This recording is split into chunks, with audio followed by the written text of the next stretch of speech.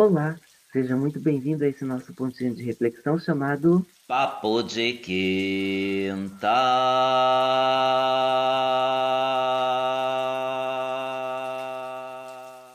Nesse nosso papo de quinta, eu quero comentar mais detalhadamente, mais prolongadamente, alguns posts que eu fiz no canal que eu tenho no WhatsApp chamado Reflexões do Calbenazzi.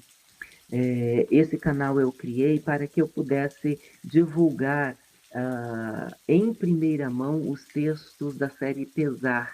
Né? Essa sigla vem de pensamentos, que é um elemento do nosso corpo mental, emoções e sentimentos, que são aspectos do nosso corpo emocional, ações, características do nosso corpo energético, principalmente, e resistências do nosso etéreo físico. Então, nesse canal, eu tenho como principal objetivo divulgar em primeira mão para as pessoas que me seguem. São poucas pessoas, 22, mas esses estão comigo e eles ouvem aquilo que tenho a dizer, porque assim como essas reflexões fazem sentido na minha vida, quando eu as aplico, então eles ficam no canal exatamente porque também faz sentido a eles e eu agradeço muito. Então, eu venho postando, não é diariamente, porque eu sou professor, enfim, tem inúmeros afazeres, às vezes não dá para pegar um tempinho e postar, às vezes eu tô com muita dor também, né? Tenho síndrome do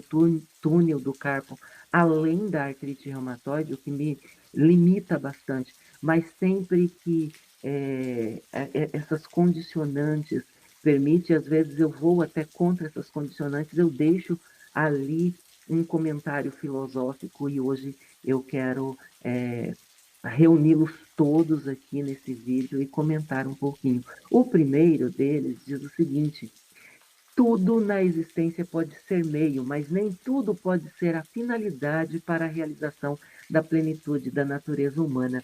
Esse comentário eu deixei em 30 de junho de 2024 para os meus seguidores. Mas como assim tudo pode ser meio, mas nem tudo pode ser a finalidade? Eu vou pegar um exemplo meu, né, da minha vida. Eu, quando pequeno, desde pequenininho, 5 anos, minha mãe me levava na igreja, ela sempre nos levou à igreja, eu e minha irmã, e isso eu compreendo como um esforço dela de nos legar valores, né, de nos legar valores atemporais, valores que não se perdem com o tempo. E eu agradeço muito a ela. Te amo, mamãe. Beijo. É, por nos ter dado isso, porque construiu uma base muito sólida que me sustenta hoje. Né? Então, olha só, desde pequenininho eu amava música, amava ver alguém tocando algum instrumento e ela me levava na igreja e eu não me continha de ver e ouvir a orquestra tocar de onde eu estava. Eu tinha que ir até onde os músicos estavam, eu queria vê-los manipular os instrumentos. Aquilo para mim era mágico. Né? Meu pai falava assim: ah, eu quero que você aprenda a tocar violão. Eu dizia: não, eu não quero. Instrumento de corda só se for violino e harpa. Eu não sabia o que era violino, eu não sabia o que era harpa. Né? Num determinado momento, já morando no sítio, na linha 110 Sul, em Nova Brasilândia do Oeste, Rondônia,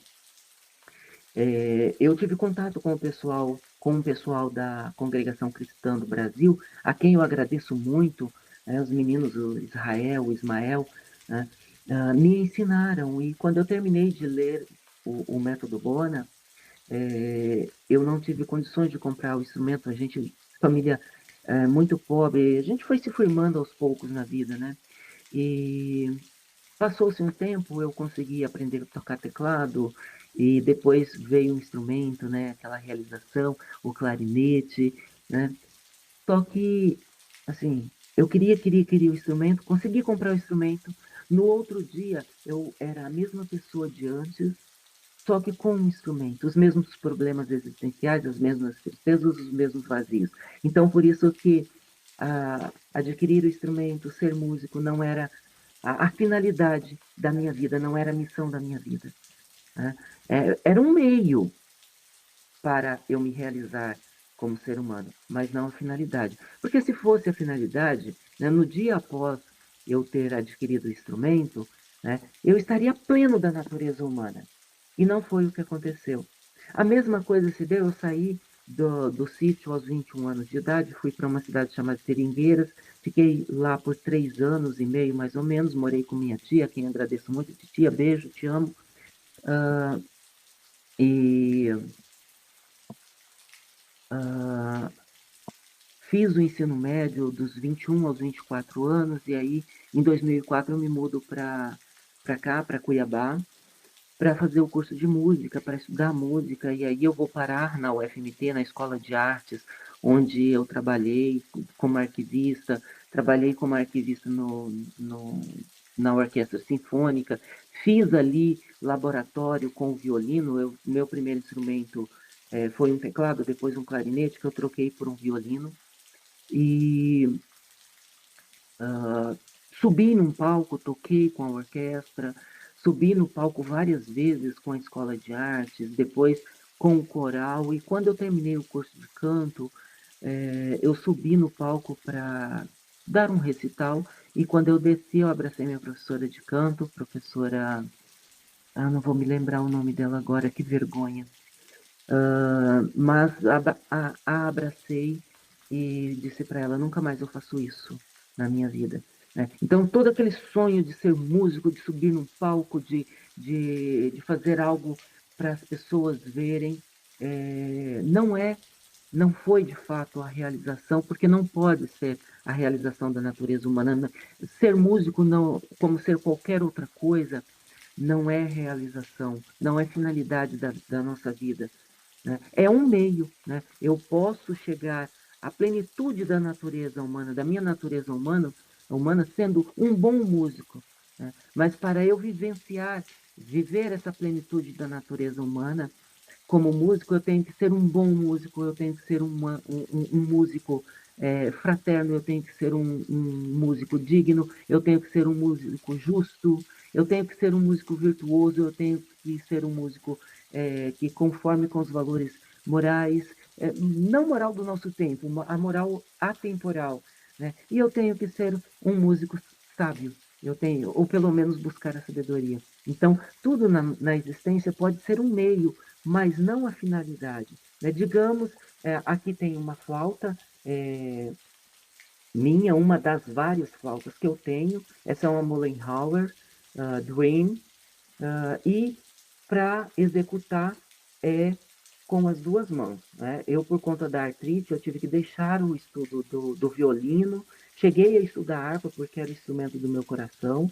né? Mas tive que deixar esses instrumentos para trás e hoje, o que eu consigo tocar, como diz no cuiabano, malemai tatiano, é a flauta doce, porque os dedos já começam com deformidades, né? Já evolui com deformidades, e aí a cabeça vai, o sopro vai, mas os dedos não vão, né?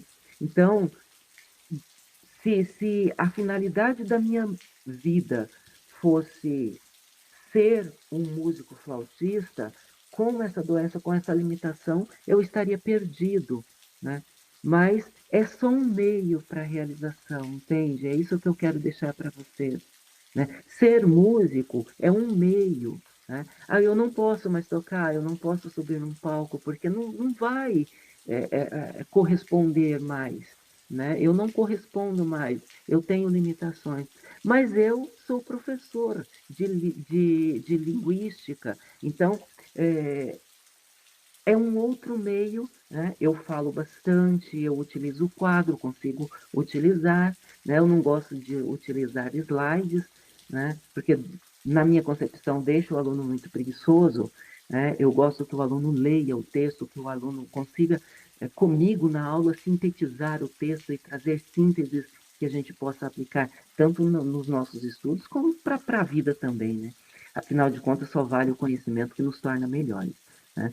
Então, veja bem, eu tive um meio, que foi a música, para realizar a minha natureza humana, que é a finalidade da minha existência, que foi impedida, que foi barrada pela minha saúde e pelas limitações que a doença me impõe, a síndrome do túnel do carpo, agora recentemente, a artrite reumatoide, diagnosticada em 2017, a síndrome de Sjögren, diagnosticada em 2023, né? Tudo isso me impede hoje de eu tocar, né, como eu gostaria, de estar num palco, estar com um grupo, né? Mas eu continuo exercendo a prática disciplinada dos valores, das virtudes, a busca pela sabedoria. Eu tenho um desejo enorme, né, de encontrar essa luz, e eu continuo fazendo a sala de aula ensinando linguística, né? Então, se a finalidade fosse ser músico, fosse tocar, o dia que eu peguei o diploma do curso superior de música, eu teria que ter morrido, né? Porque passou-se alguns anos e eu tive um diagnóstico limitante que me impede hoje de tocar, né? Mas que bom que isso é só um meio, né? Não é a finalidade.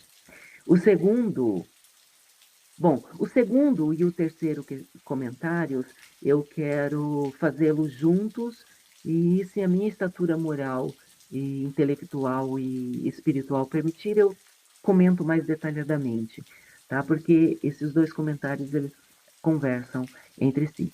Crenças são sempre superficiais, são avaliações realizadas por caprichos e não têm base em evidências. 11 de julho, e as crenças são perigosas para a realização humana, pois elas não permitem o questionamento. E é somente questionando que podemos chegar à sabedoria, elemento que é próprio da natureza humana.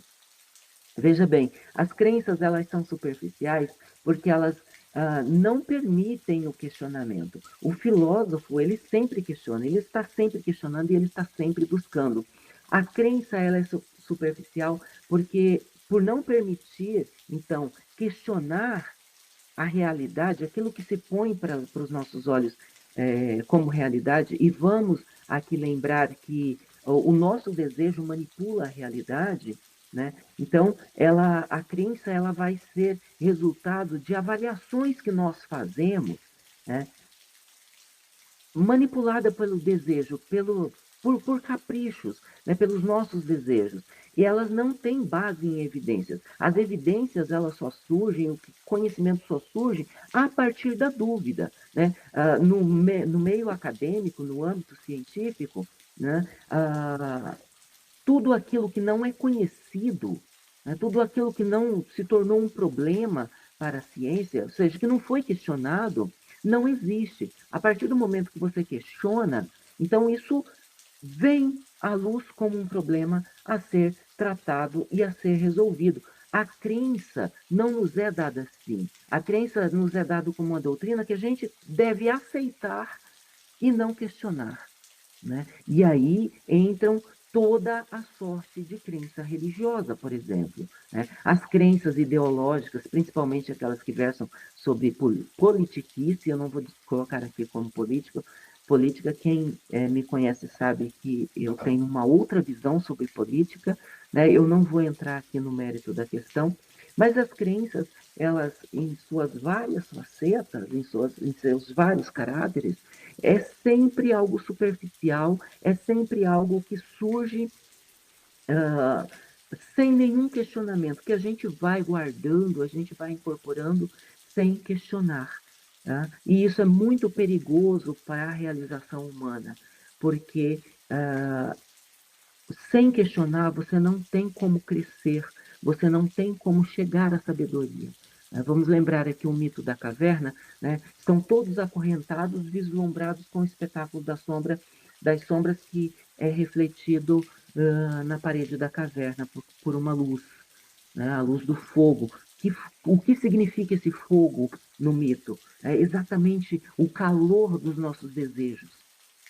E alguém ali, em determinado momento, começa a perceber a sequência com que aparecem essas sombras e começa a questionar isso e começa a se mover, consegue se libertar das correntes e consegue sair.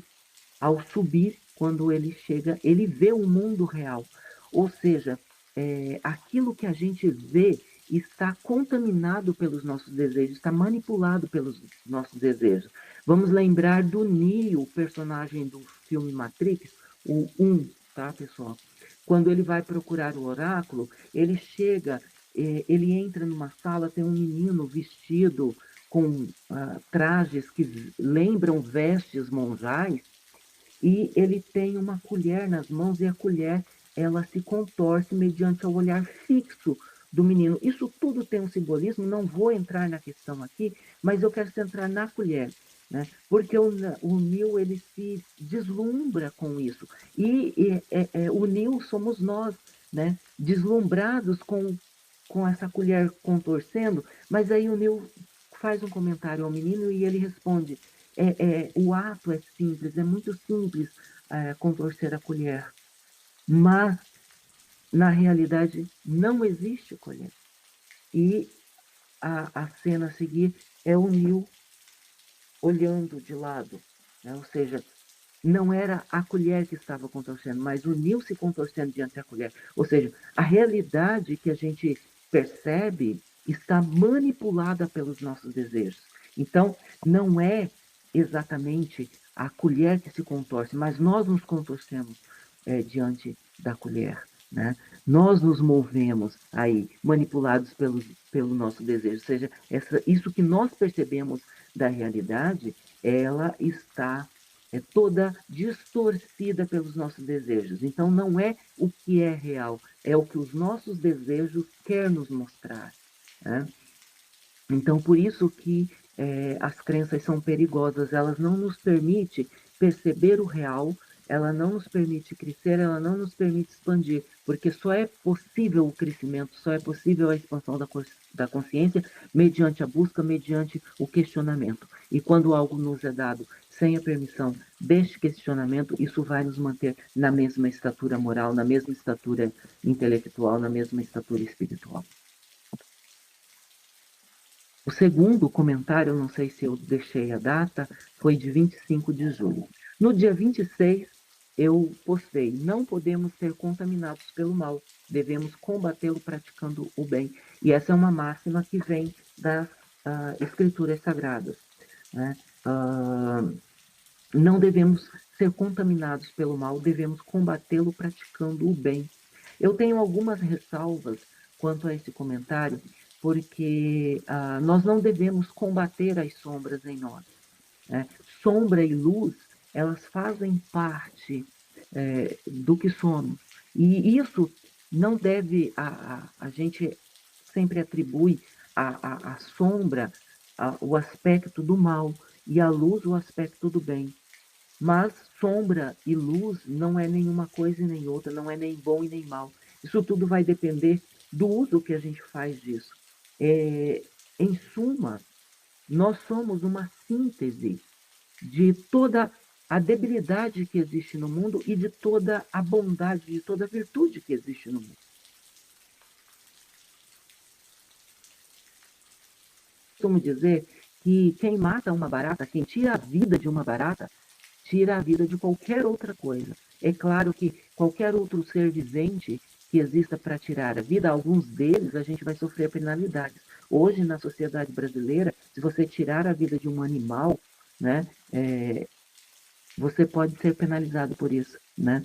Existe aí notícias na mídia, eu não me envolvo com isso, não busco isso, mas isso chega, pessoas compartilham com a gente por causa da morbidez que tem, né, em querer mostrar o erro do outro, sem olhar para o próprio interior. Chega notícias para a gente, e infelizmente chegou uma para mim, de uma determinada personalidade que matou uma gata a machadadas e está sendo processado. Então, determinados tipos de vida que você tira, você vai ser penalizado, né? Mas, em suma, quem tira a vida de uma barata tem a mesma capacidade de tirar a vida de um ser humano. Não tira por causa das regulações em torno disso, entende? Porque senão, se fosse livre o exercício, tiraria, né? Porque de uma barata ou de um ser humano, o princípio é o mesmo: extinguir a vida de outrem, né? Aí vocês podem falar um monte de besteiras aí, né, e parar de assistir o vídeo agora, né? Mas nós não somos melhores do que os animais, né? Eu vejo pessoas, e aí eu vejo os santarrões de plantão, né, os virtuosos de cercadinho, que são virtuosos dentro da igreja, né, que são santarrões enquanto estão com a Bíblia na mão, enquanto estão com a boca cheia da palavra de Deus, mas o coração e a mente vazias, né? Que aí pegam, né, o seu papelzinho de bala, jogam no chão, né, a sua sacola joga em qualquer lugar, isso vai entupir bueiros, né? Eles vêm aqui do lado da minha casa, que tem uma área verde, jogar entulhos ali, vem jogar sacos de lixo, ao invés de colocar para o lixeiro levar. A gente tem um serviço de coleta bem eficaz aqui. Eles vêm jogar colchões velhos aqui, né? E são pessoas que aos domingos estão na missa, que aos sábados estão no culto, entende? Então, são os santarrões de cercadinhos. E aí que pode estar esbravejando aí, achando, dizendo que nós somos premissa, que os animais são criaturas, né? Quem falou que nós somos melhores? Os animais vivem melhores do que nós.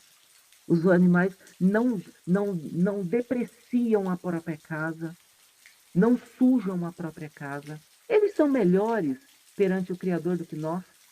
Eles não têm preconceitos. Quanto preconceito eu sofri dentro da igreja, que me levou, inclusive, a tentar suicídio. Preconceito dentro da igreja.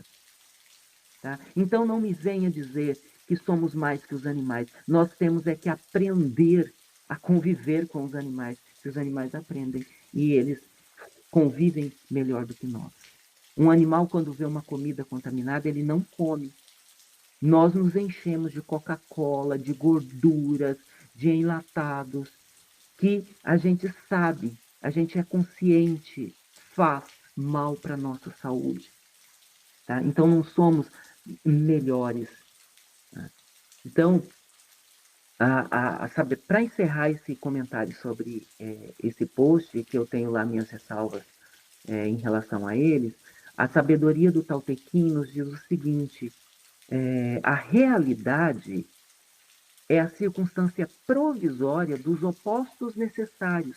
Então, para eu ter uma realidade do que é bem e mal tem que existir dentro de mim. Luz e sombra tem que existir para a minha consciência. Minha consciência só é despertada para o que é luz mediante o contraste com a sombra.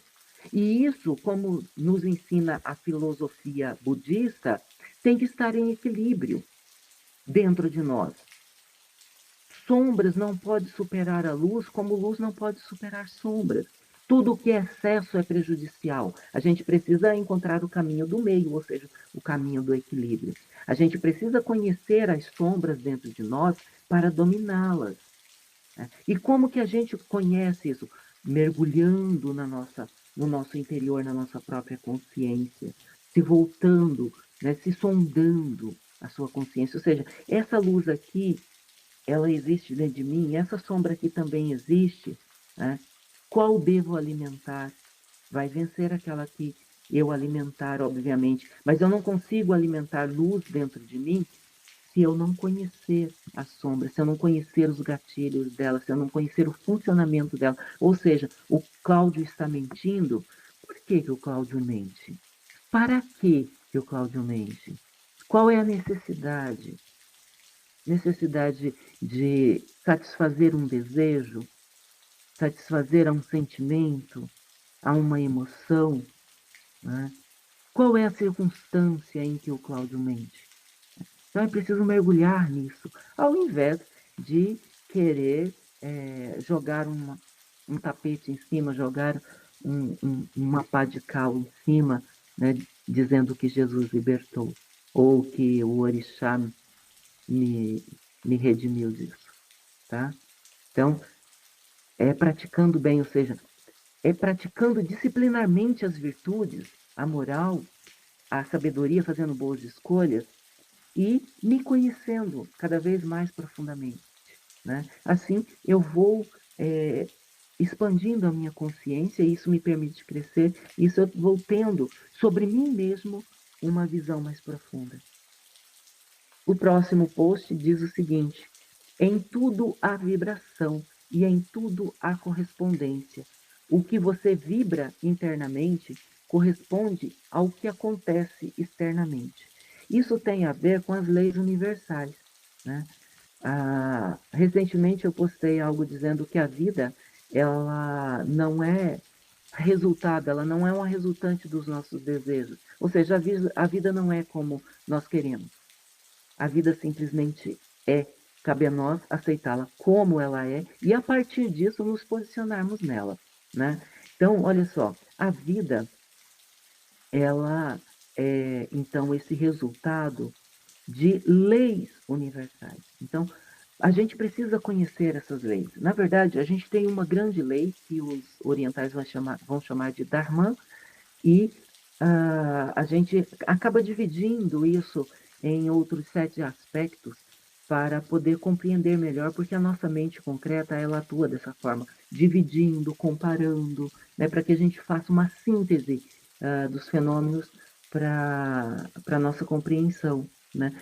E a lei da vibração, ela existe a partir, então, de uma lei única. A gente tira uma fração disso para poder entender, né? Então, existe a lei do mentalismo, né, que diz que tudo, o todo, né, Deus é mente e tudo o que existe, o universo é mental, e em tudo há vibração, ou seja, nada está parado. Uma pedra que a gente acha que não tem consciência, ela tem a sua vibração, ela vibra um pouquinho da consciência do todo, né? Tanto que a pedra no calor, com o calor, a rocha, ela expande e com o frio ela contrai. Então, o que que faz ela reagir ao calor e ao frio? Consciência, né? Ela está vibrando, embora os nossos olhos não consigam perceber, né? Então, em tudo há vibração, em tudo há vibração. Aquilo que muito vibra e escapa à nossa percepção vai nos parecer parado. Aquilo que pouquíssimo vibra também vai escapar à nossa percepção e a gente vai perceber como parado. Mas tudo vibra um grau, um nível, um determinado nível da consciência do todo, da consciência de Deus. E tudo isso vai corresponder a padrões maiores, certo? Vamos citar aqui um pequeno exemplo, né, de correspondência. A gente tem as estrelas do céu, os corpos celestes que brilham no céu, que a gente chama estrela, e a gente tem a estrela do mar, a gente tem o cavalo terrestre e a gente tem o cavalo marinho. Então, essas correspondências, elas vão se dando, né? E se o todo é mente, o universo é mental, nós somos a mente do nosso microcosmo, do nosso micro-universo. E a nossa mente vibrando, né, vai implicar num micro-universo mental, ou seja, produto da nossa mente. Então, o que nós vibramos internamente, isso vai ser correspondido de alguma forma externamente. Tá? Então, consciente ou inconsciente, nós somos senhores daquilo que acontece conosco. Devemos ter muito cuidado. É por isso que eu chamo muita atenção para o fato de que nós devemos sempre, sempre estar atentos, seja presentes no momento aqui e agora, porque se a gente deixa a nossa mente devagar, né, se a gente deixa a nossa mente indisciplinada cometer todo e qualquer tipo de pensamento, isso vai nos acarretar problemas, porque esses pensamentos eles vão mobilizar emoções. A mente vai dizer, o emocional, eu estou aqui pensando, né? Que emoção você tem aí para mim? E se você está num pensamento de baixa vibração, não pense que a emoção que o seu emocional vai liberar para se juntar a esse pensamento da sua mente será uma emoção positiva, né? Opostos não se atraem, opostos se repelem. Não pense que você vibrando energia negativa, você vai trazer para você energia positiva. Os opostos não se atraem, os opostos se repelem. Né? Se você pegar os polos negativo e positivo de um ímã e tentar aproximar, você vai ver que eles se repelem. Perdão. Né? Ao ponto que se você pegar positivo com positivo, eles vão se aproximar. Se você pegar negativo com negativo, eles vão se aproximar. Né? Então, é por isso que você deve ter muito cuidado. Não deixe o seu pensamento ficar devaneando. Não deixe que a sua consciência seja arrastada para baixo. Não permita isso. Esteja atento o tempo todo. Tá? Porque aquilo que você vibrar internamente você corresponderá. A mente será correspondida pela emoção, que pode ser correspondida pelo energético, pela ação. Tá? Um pensamento que chega um pensamento ruim que chega e é correspondido por uma emoção ruim, pode virar uma ação ruim, pode virar uma agressão, por exemplo. Né? Então, esteja consciente disso. Coloque essa máxima de que em tudo há correspondência como uma lei para você, para a sua vida. E esteja atento para que você disciplinarmente cumpra essa lei. Porque quanto mais consciência a gente tiver sobre aquilo que a gente pensa, aquilo que a gente sente, melhores serão as nossas ações. Quanta coisa ruim a gente deixaria de fazer, né? Quanta coisa de baixa vibração a gente deixaria de fazer se a gente estivesse atento aos nossos pensamentos e emoções, certo? Então, tome muito cuidado. Por último, o comentário diz o seguinte: a solidão nunca é falta de algo ou de alguém. A solidão é falta de nós mesmos. A vida nos coloca sozinhos para que possamos aprender a estar e a amar a nós mesmos. Não são os outros, somos nós que precisamos nos fazer feliz. Se a felicidade transbordar, então chegará aos outros. Eu amo esse comentário. Na verdade, a gente poderia dividi-lo em partes e vamos a isso. A solidão nunca é falta de algo ou alguém. A solidão é falta de nós mesmos. Então, às vezes, a gente fica em determinados contextos. Eu, por exemplo, que moro sozinho, sou solteiro já há muito tempo, às vezes sou defrontado, né? Mas não é difícil viver na solidão? Gente, eu não vivo na solidão. Eu tenho a minha companhia. Né? Eu estou presente. Eu estou presente. E absolutamente eu não sinto falta. Eu não busco a minha realização em pessoas externas, nem mesmo na minha família. Né? Eu sou muito grato a Deus por todos os meus familiares, mesmo aqueles com quem eu não tenho muito contato, mesmo aqueles que são tóxicos, que tem, toda a família tem, né? Mas isso absolutamente não determina quem eu sou, não determina o fato de eu morar sozinho, de eu não ter um relacionamento, de eu não ter ninguém dentro da minha casa, né? Não determina em solidão, porque eu estou na minha presença o tempo todo. E isso me basta. Né? Então, quem está ao meu redor sabe que eu não me queixo de solidão. Né? Absolutamente, solidão não é a falta de alguém do seu lado. Solidão é a falta de nós mesmos. Eu me lembro de uma frase que a minha orientadora de doutorado, professora Simone de Jesus Padilha, disse certa vez, que me impactou muito, e é uma verdade, é uma frase de sabedoria. A depressão é o efeito cuja causa é a perda de si mesmo. Então, quando você não consegue conviver com você mesmo, você busca que convivências exteriores preencha isso em você.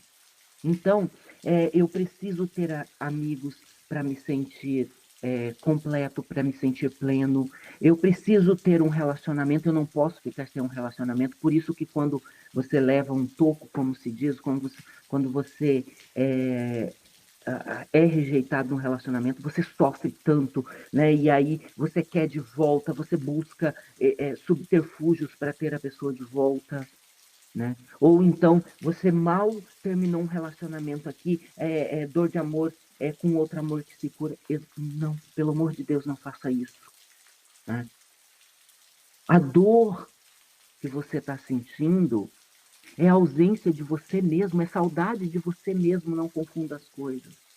Essa busca interminável por uma realização com alguém fora de você está correspondendo à ausência interna que você tem de você mesmo, de um propósito de vida, né? De uma meta de vida que não está numa realização, num emprego, num carro, numa casa, na constituição de uma família. Está nos valores, nas virtudes, nos fundamentos da essência humana, da natureza humana. Ali é uma flor que está em botão, querendo desabrochar e você não deixa. A potência humana, a plenitude humana, a felicidade está latente em você e você não deixa ela nascer. Você está grávido e não deixa a felicidade nascer. Você está grávido da felicidade e você não deixa ela nascer. Imagina a dor que é uma mulher grávida e não, você não vai sair daí. E não deixa o filho nascer. Já entrou em trabalho de parto e ela não deixa o filho nascer, ela segura. Né? Por apego. Tá ali, você não vai. Né? Você olha para fora e você busca a felicidade fora. Né? Não são os outros.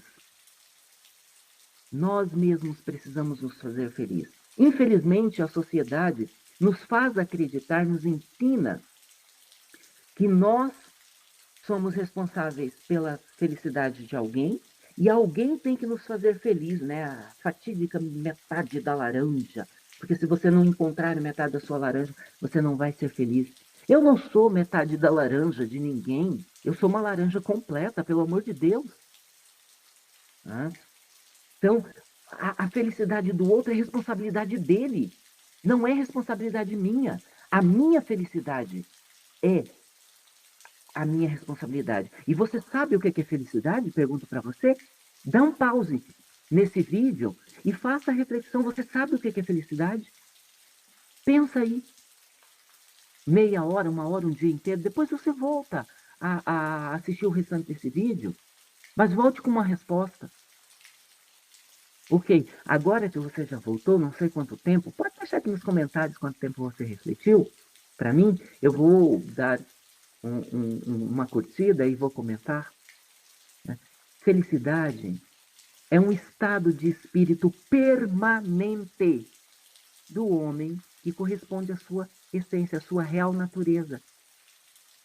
Ou seja, não é um estado transitório. Se você tem estados transitórios, né, ou seja, momentos você acha que está feliz, momentos você está infeliz, altos e baixos nisso, você não tem felicidade. Felicidade ela é um estado de espírito permanente.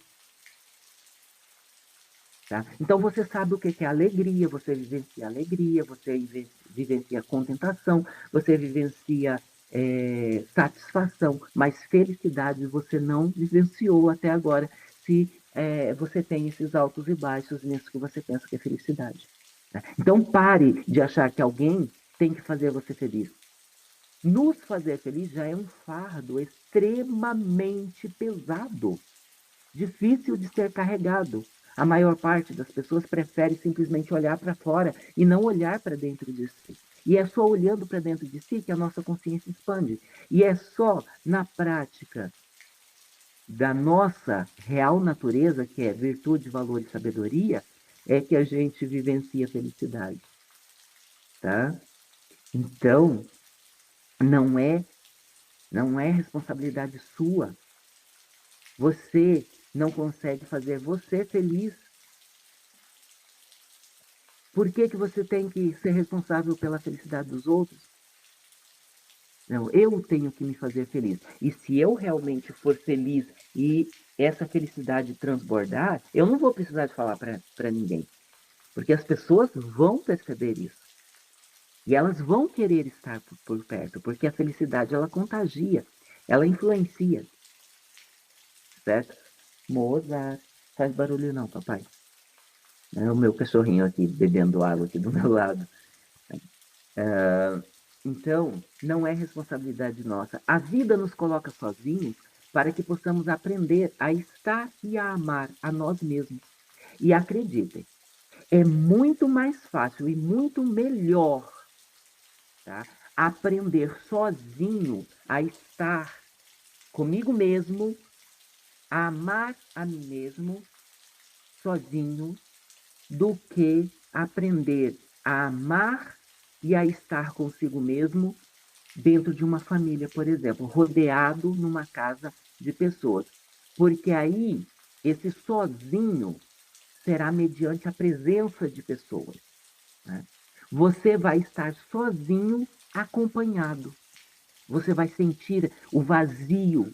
Você vai sentir, né, essa, esse vazio que nada preenche, essa solidão, acompanhado. E isso é pior. A dor é maior.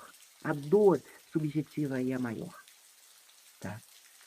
Então, se você sente esse vazio e você está acompanhado, tá? Isso aí é um chamado que você está tendo para mergulhar em você, para começar a aprender a estar com você mesmo, a gostar da sua companhia, a amar a você mesmo. E isso é extremamente importante porque a gente falou atrás que em tudo há correspondência. Se você não gosta de estar sozinho com você mesmo, né? Se você não suporta estar com você mesmo, ou seja, estar sozinho com você mesmo, como que você vai ser correspondido? Como que as pessoas vão gostar de estar com você se você não gosta? Como que as pessoas vão te amar se você não se ama? É preciso aprender a estar consigo mesmo, a gostar da sua companhia. É preciso aprender a amar a você mesmo, para que, estando consigo mesmo, gostando de você mesmo, amando a você mesmo, você seja correspondido. Porque senão, se você não gosta de você mesmo, se você não gosta de estar consigo mesmo, se você não tolera estar sozinho, se você não se ama, você vai ser correspondido com isso do universo, meu caro. Tá? Então, esse post aqui, ele é extremamente denso e ele é um convite à reflexão e à mudança, principalmente. Né?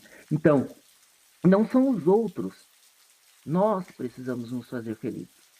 E se essa felicidade transbordar, então ela chegará aos outros. Diz, para encerrar, diz a alquimia medieval que o amor ele é uma espécie de solvente universal, ou seja, ele dissolve a tudo. Né? E o que poderia conter esse, esse solvente? Bom, se é um solvente, ele dissolve. Então, nada pode conter. E a nossa missão é nos prepararmos. Nós temos amor? Não. A nossa missão é nos prepararmos, é nos construirmos como uma taça. No momento que nós estivermos preparados, o amor então descerá até nós. Esse amor ficará repesado em nós? Não, ele é solvente universal. Ele vai nos dissolver. E ele vai transbordar, ele vai chegar aos outros. Ele vai ir dissolvendo também aquilo que estiver ao nosso redor. Então tudo será amor. O que restará é amor. Tá? Então, se num momento você ama e no outro momento você questiona esse amor, isso é muito comum, né? A gente faz isso em relação a muita coisa, em relação aos pais, em relação a irmãos, em relação a amigos, em relação à família, em relação a companheiros e companheiras, a cônjuges. A gente faz isso. Então, isso significa que a gente não tem amor. A gente tem aquilo que seria uma correspondência um pouco deformada, né? Um reflexo do que é o amor em essência. Né? Então, eu acho que para encerrar essa nossa reflexão, vale muito a pena a gente começar a pensar quem somos, né? Vale a pena, é difícil, às vezes muito dolorido, né? Quantas vezes eu já chorei, mas hoje eu tenho um esclarecimento gigantesco, né? E aí eu sou questionado às vezes, porque nas minhas aulas eu sempre adentro algum assunto filosófico e eu digo, eu amo a minha mãe incondicionalmente, porque ela é a minha mãe. Ela me trouxe a esse mundo. Ela permitiu a ideia do Cláudio se materializar. Mas eu amo todas as mães, do mesmo jeito e na mesma intensidade. Não pela mãe em si, não pela pessoa, mas pela investidura da natureza, sabe? Nela, nessa mulher que foi mãe. Não importa o que, que ela fez, se ela deu um destino, se ela criou, se ela educou, se ela deu um destino de valor e sabedoria à cria, ou se ela recusou, rejeitou, não importa. Eu não dedico esse amor, esse mesmo amor à minha mãe, eu não correspondo a todas as mães, porque pelo fato de elas serem mãe, de ter procriado, colocado alguém no mundo, não é isso. Né? É a investidura que a natureza fez na mulher de trazer a vida, de dar a vida, sabe? E o que a minha mãe é para mim, isso é correspondido para outras pessoas que vão ter o mesmo amor, que vão ter o mesmo carinho, o mesmo respeito, entende? Então não há diferença, eu sinto conexão, sabe? Por isso que eu falo para vocês que me acompanham, são poucos, sim, mas esses poucos me acompanham porque essa palavra faz sentido. Tá? Eu quero que vocês pensem quem vocês são, parem, pensem, reflitam, coloquem consciência no seu dia a dia. Por que, que eu estou fazendo isso? Por que, que eu estou sentindo isso? Por que, que eu estou pensando isso? Por que, que eu estou fazendo isso? Por que, que eu faço? É repetitismo? Né? Eu estou apenas repetindo padrões? Eu estou vivendo no automático, eu estou fazendo porque eu automatizei isso. Eu estou pensando, eu estou sentindo porque eu automatizei isso. Né? Porque quanto mais a gente se coloca presente, mais a gente ganha profundidade. Quanto mais a gente pensa e reflete quem é, mais a gente percebe o mundo dentro de nós. Nós não estamos separados de nada, de um grão de areia no universo. A gente não está separado, a gente está conectado, sabe? E quanto mais a gente sentir essa conexão, quanto mais a gente se colocar nesse ambiente de fraternidade, ou seja, de olhar a tudo e a todos como irmãos, como sendo células de um grande corpo, mais a gente trabalha por nós e por esse todo. E quando eu cresço, quando eu avanço 1 milímetro, eu trago 1 milímetro à humanidade junto comigo. Acho que isso, né, nos construir, nos melhorar, é o melhor que a gente pode fazer para por aqueles que amamos, né? Alguém disse isso já, Platão ou Sócrates, não vou me lembrar ao certo agora, mas alguém já disse, um dos grandes disse isso. Vale a pena. Ó, beijão por ter me acompanhado até aqui. A gente se vê no próximo Papo de Quinta. Papo de Quinta.